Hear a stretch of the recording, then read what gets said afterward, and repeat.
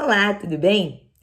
Esse programa dá continuidade à nossa discussão que nós já tivemos sobre notícia e modalização, com a notícia da aglomeração lá na Praia do Rosa, dá continuidade à análise da notícia, né? Sobre a youtuber Mileninha, né? Então, naquela primeira notícia, nós trabalhamos um pouco mais de modalização. Nessa daqui, né, nós trabalhamos a topicalização e a anáfora, ou seja, como é que o referente é retomado.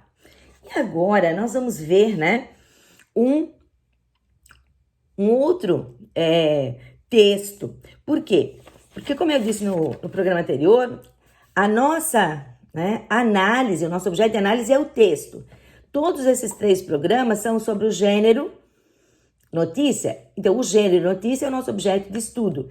Mas neste programa, o nosso objeto de análise é um texto de uma notícia, né? Então, por quê? Porque, como eu disse, né, a gente está fazendo análise linguística a fim de ler, analisar e compreender um determinado gênero.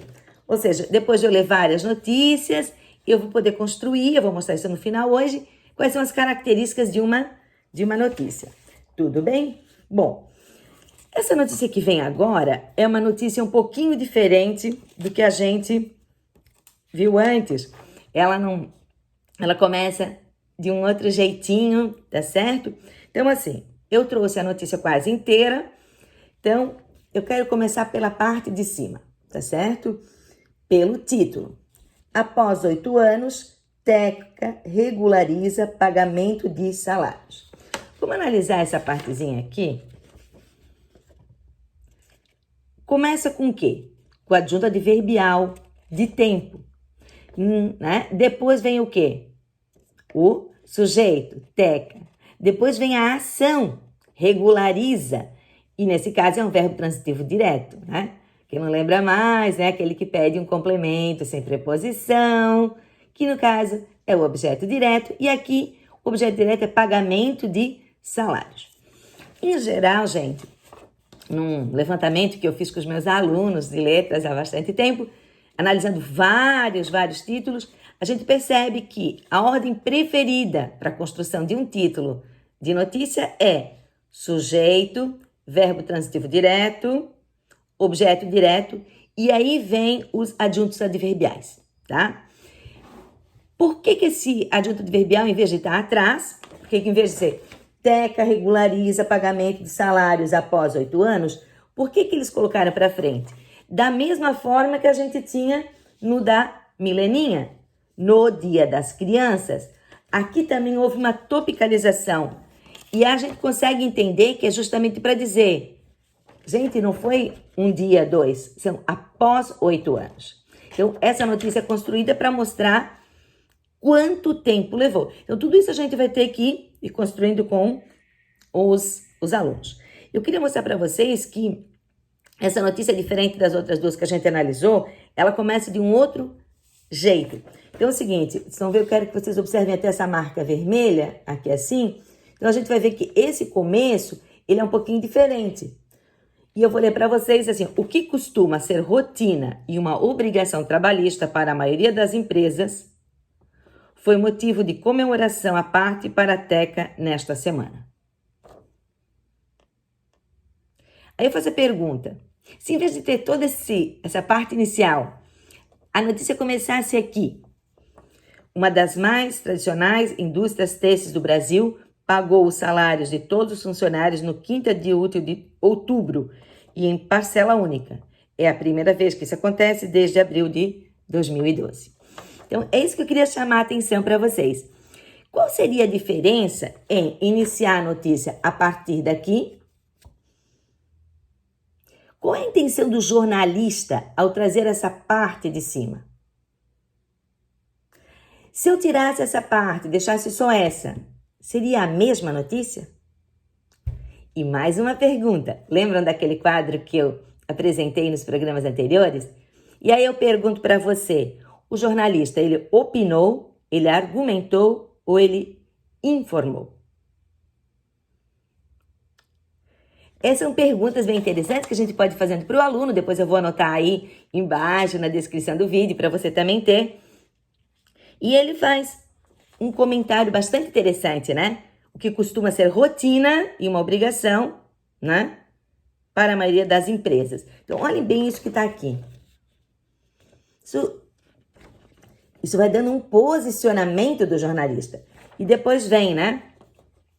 Foi motivo de comemoração. E, olhem só, há aqui uma série de informações temporais. Então, começa por cima. Após 8 anos. E a gente vai ver que esse após 8 anos, ele é retomado aqui, ó. Isso não acontece desde abril de 2012. É interessante que a informação que está lá no começo, ela tem que ser lida e compartilhada, né? E relacionada com a que está aqui no final. Há uma outra informação de tempo.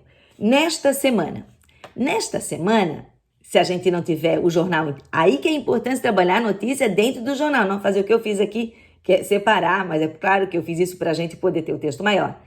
Nesta semana, eu só vou recuperar essa informação fora do texto. Isso é uma informação esofórica. Então, assim, quando eu levo a notícia, eu tenho que levar a página do jornal, ou pelo menos essa informação.